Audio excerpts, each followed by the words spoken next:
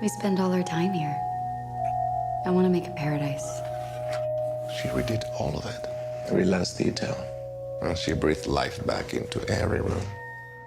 Darren Aronofsky's mother, that's what we're talking about. Not his actual mother. Star. That'd be weird. Based on a It's true not story. that. It's not that kind of show, is it? I'd hope not. Well, it would explain a lot about Darren Aronofsky. Yeah. Well, I don't really know anything about the real world. Like, in terms of, like, I didn't even know Darren Aronofsky was now going out with Jennifer Lawrence until I was told about 2 days ago. And actually, I kind of wish I didn't know that going into the film. It added an extra uncomfortable edge to me. It made me feel interested. So we'll get on. I guess we'll get on to some of that later. What did you think of Mother? Did you like Mother? It's a really hard film to just be able to say if I liked it or not that easily. I actually think probably yes. I think probably yes. That's not a definite yes. That's the end of the episode, I think. So, I mean, rewind a second. What's your previous experience with Aronofsky like? Do you like his other films? Have you seen? It's not many of his other extensive. films? I've seen Requiem for a Dream, Yeah, The Fountain, yeah. and Black Swan. That's one. Not The Wrestler. Oh, and The Wrestler. Sorry, The Wrestler. yeah. Which I still think is his I always best. forget that's him. Well, I think The Wrestler is actually a really nice balance between his worst indulgences. the least him. Yeah. But there are actually similarities, even with The Wrestler and Mother, and definitely Black Swan is that kind of tight camera on the face and behind the head. The Wrestler had lots of the camera following just behind him for like huge sections of the film as he would walk through the buildings, and it was very much this study of that one character. But it also had a kind of slightly more mainstream Hollywood edge. What I was really going to ask you, have you seen Noah? No. Which is the last film. Is that the Russell Crowe Yeah. nonsense? Yeah, that is exactly what it is, yeah. Do you know what's weird? I didn't know that was Darren Aronofsky. I thought that was Ridley Scott. Is that because he did not Noah, we're talking about Noah, No, Robin Hood. I just assumed that, With Russell Crowe looking any the same. slightly dodgy Russell Crowe film is a Ridley Scott one these days. Yeah, he did that wine one, didn't he? Do you remember that? The wine one? Yeah, there's a Ridley Scott romantic comedy, A Good Year. Yeah, that rings a bell. No, so I thought Noah was not. I thought Noah was Ridley Scott for some reason. Well, if you saw it, you would really know it wasn't Ridley Scott and was definitely Darren Aronofsky. And what I would say is I didn't hate Noah. I think it's a terrible film, but it's a film that I think I'm glad exists because it's this huge budget film and it is mad. Like but I love the fact that someone got that much money, stars that are that big, and the fact that he just come along and made that mess, but interesting, weird mess with that much money. I'm glad exists, and I'm glad that sort of thing happens. Because I'd much rather that than Michael Bay coming along and doing a Noah, or even a Ridley Scott. Even Ridley Scott, which I think could be quite dull. And Almost, I would prefer a Michael Bay version of Noah. Yeah, maybe.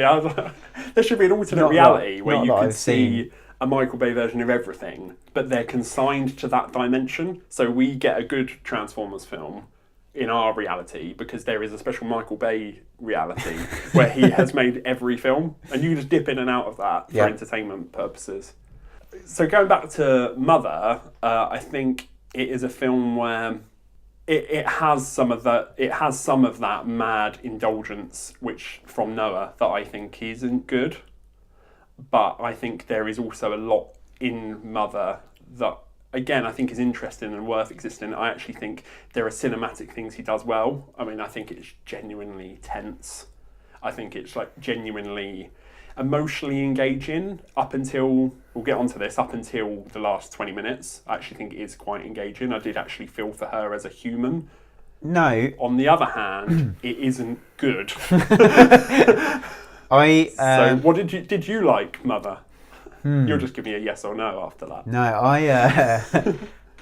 I liked how subtle it was. I played an interesting game. So, I don't know, should we kind of explain what it's about briefly?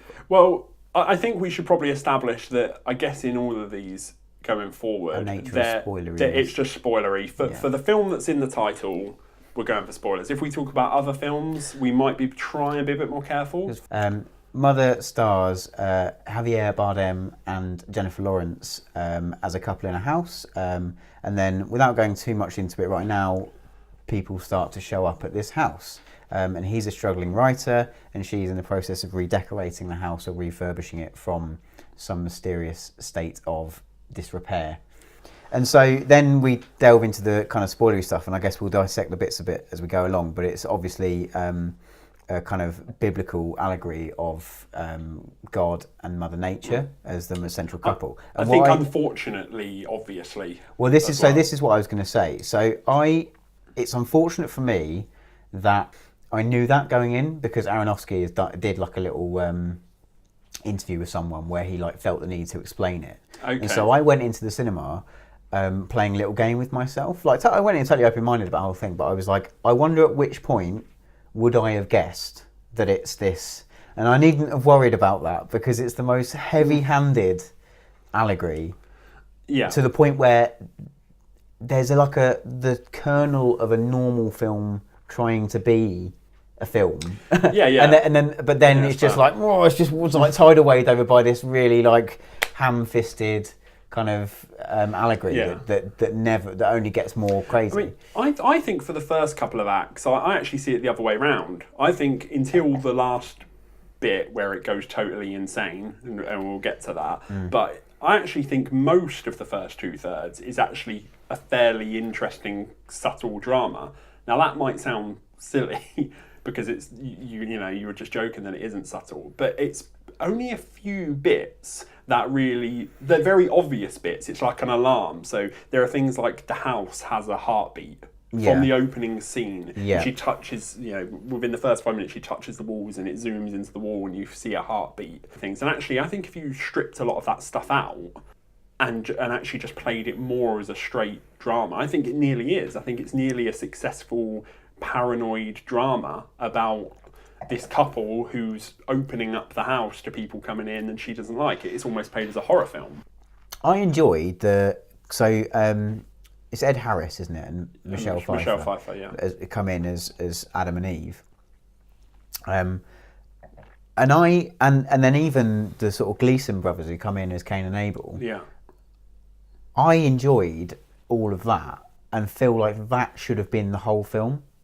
Because I think then you could have played more what you're talking about, which is like that kind of like more of a dramatic thing, maybe grounded a bit more in reality than kind of going up to the 11 levels of crazy that it later. Because I actually think that's done brilliantly, and I think that palpable tension of like, get out of this house, leave her alone, is actually done really well, and that's why I don't think it's a bad film, because Darren Aronofsky can make films, but I would have much rather if it didn't bleed into the first 2 acts. I wouldn't have minded if it had just been an hour and 10 minutes of good drama, then something small happens, and then it just goes insane for the last 20 minutes. That's okay, but I didn't like the fact that the obvious allegory stuff was polluting what would have been quite an interesting drama in the first half. There were bits in it that I kind of felt, if you're going to do it the way that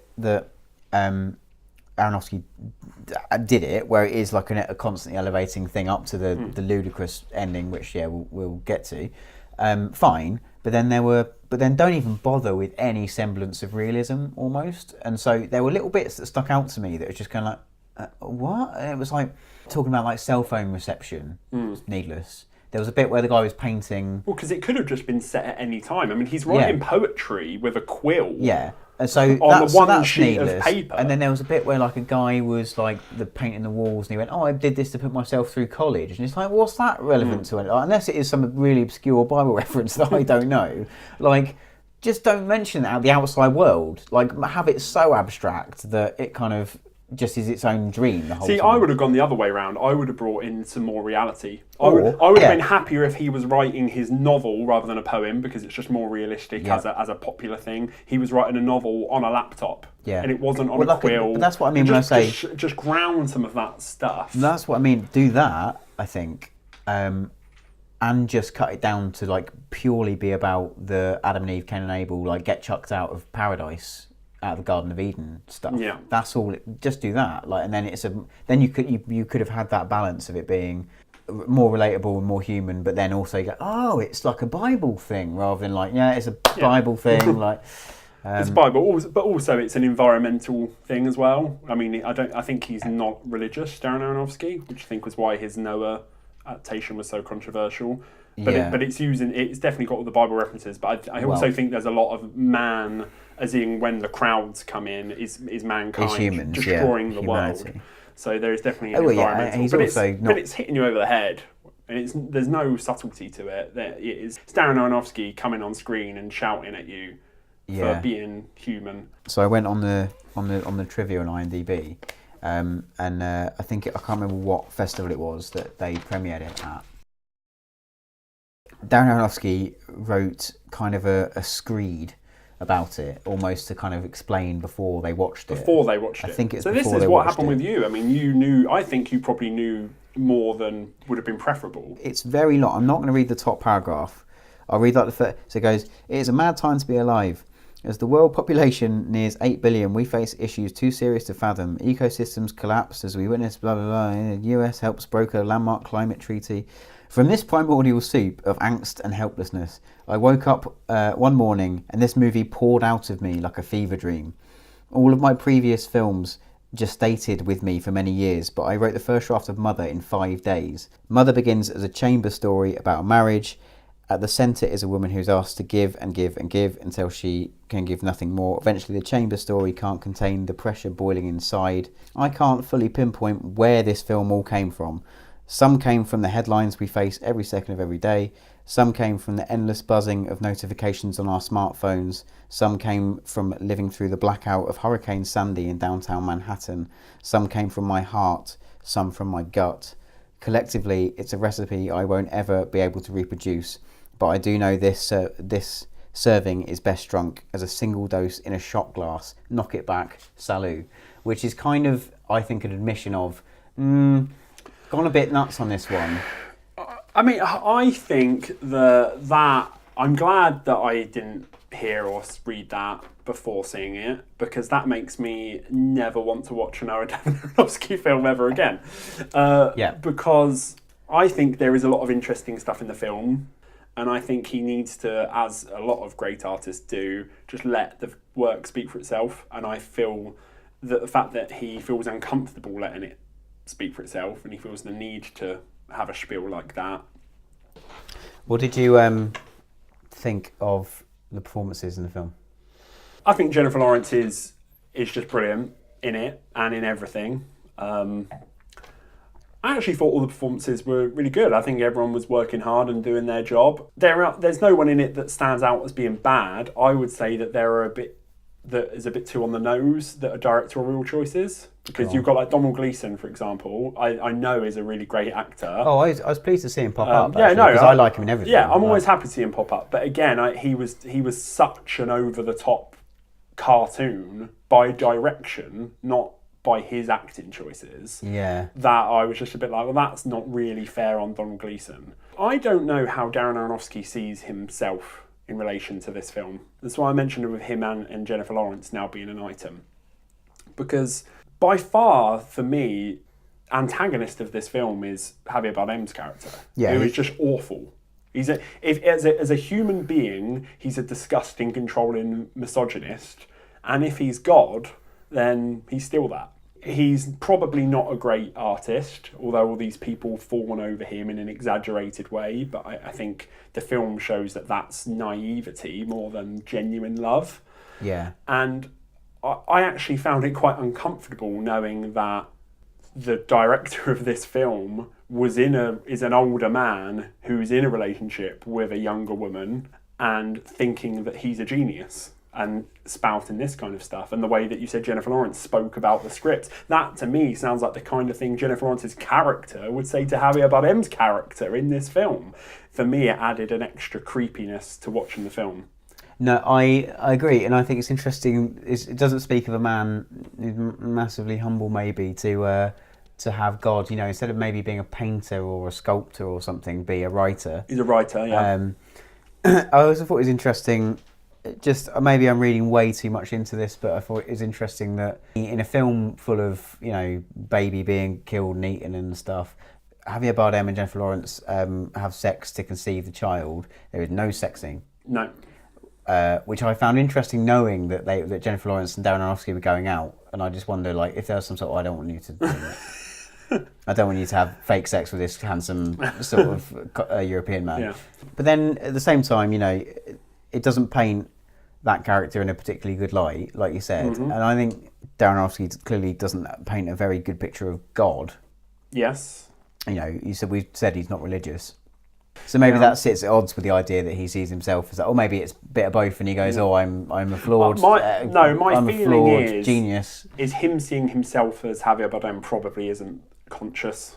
We know he's equated being an artist with being a god. And actually, it is quite funny that it is poetry. And you were saying earlier that like it's not a realistic thing to find fame in. Yeah. But it's interesting that what he's done is so short. It's one poem and like one page, and it's like, here it is. Yeah. But released as a book. It was all sitting on top of so many layers of like, it's the Bible, that it kind of it got lost a little bit. It's interesting because another one of these many different facts on IMDb. One of them is that Michelle Pfeiffer says she read the script and she didn't understand it. More honest. Yeah. She said she didn't understand it, but she signed on because she liked the character. Darren Aronofsky is clearly thinking he's making like a genius piece of commentary about religion and about the environment and about all this stuff. And Michelle Pfeiffer's gone, I get to play a funny drunk. Like, there was an interesting way that he shot, and this is just a real small point, that he shot the way that every single man in that film that looks at Jennifer Lawrence's character, the first look is a real leering, rapey look. Yeah, just sort of looks them up and down, including every single character's first look at her is always, a slightly. I think they probably overdone it then with the drunk guy at the party. Who basically tries to rape her. Yeah, and I think it was better when it was just a sly look up and down. No, I agree, but that's all the kind of stuff where there is room to make that kind of film as a kind of not a normal film, I don't know what that is, but like as a sort of standard drama, that when you come out and think about it and go, it was the Bible. And then all those little subtle things like click with you, rather than for that point to have gone way past that realization to the point of they're eating the baby now. Do you know what it reminded me of? And this isn't, if Darren Aronofsky thinks that this is a great creative genius, it reminded me quite a lot of The Invention of Lying, that fairly poor Ricky Gervais comedy. Why? Well, because of how heavy-handed it is. And he writes the Bible, doesn't he, on pizza boxes at the end, yeah, and takes them out as if they're like the stone tablets. Yeah. And it's like, and all the crowds flock into the door because he's become Jesus. Because that actually just starts as like a little rom-com-y, like funny, high concepts, like japes. Yeah. And then becomes, we know Ricky Gervais is an atheist. Is he? No, he's quiet. That might be liable. Quiet about it. It might be liable to say he's an atheist. I might edit that bit out. So that kind of overwhelming allegory just kind of ruined it for me a little bit. But that's not to say I didn't like it, and that's where the problem is with it. But that's why I don't mind the heavy-handed allegory at the end, because I think if you had made all of the beginning stuff more subtle, you removed the fig leaves, you removed the bleeding floorboards, you give all the characters names, you give Javier Bardem a laptop, you just ground everything a bit more in reality, and then if you want to do a totally bonkers last 15 minutes that does exaggerate everyone, that you could pass off as that's Jennifer Lawrence's character's fever dream at the end, which is this like insane exaggeration of everything you've seen before. I would have actually preferred that.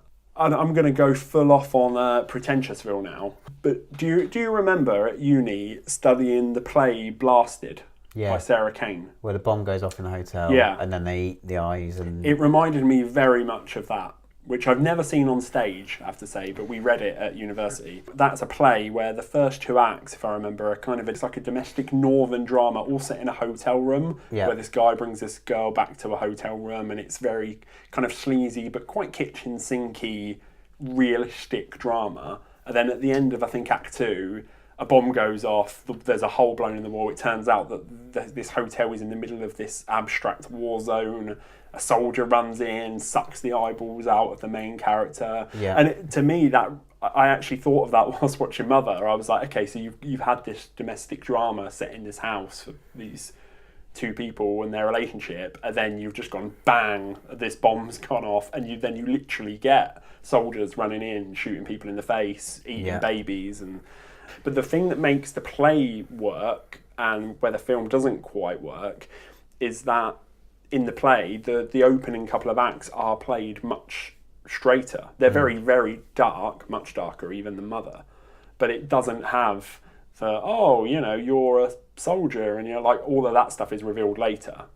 The times that I was most emotionally affected by Mother were those times where I felt sorry for her because her partner was being awful. What I didn't find affecting was the smouldering boiler in the basement that I knew was going to explode, and drinking this mysterious yellow drug, which is such a trope that I'm tired of. Can we just stop having characters go to a medicine cabinet and take a pill or a thing that isn't explained?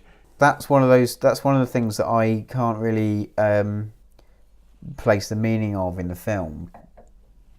In the rest of the biblical stuff, does that represent? She needs like faith in him, and then she stops drinking it when she's pregnant, so she doesn't need faith anymore. Maybe. And for a while, I was even thinking, is she purposefully drinking a thing so she doesn't get pregnant for a while? Maybe. But then it was revealed. No, that doesn't make sense because it's revealed very much that she wants to be pregnant more than anything. And I still don't know whether I liked it or not.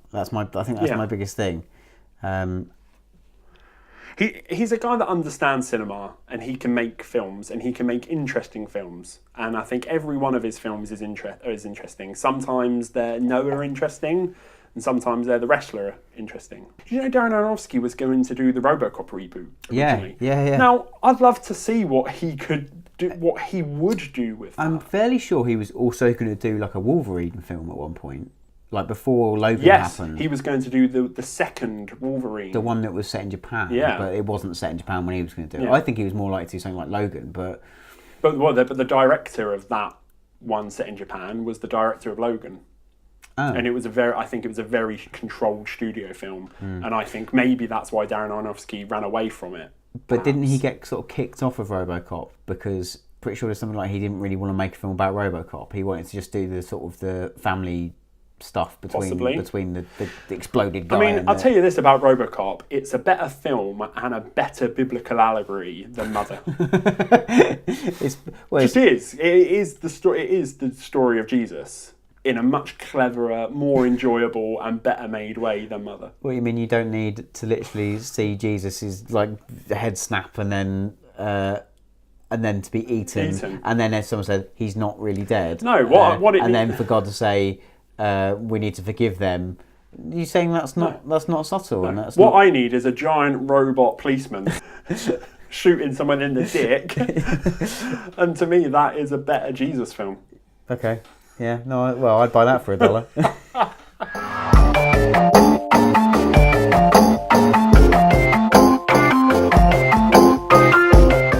Makes me look more forward to Thor Ragnarok.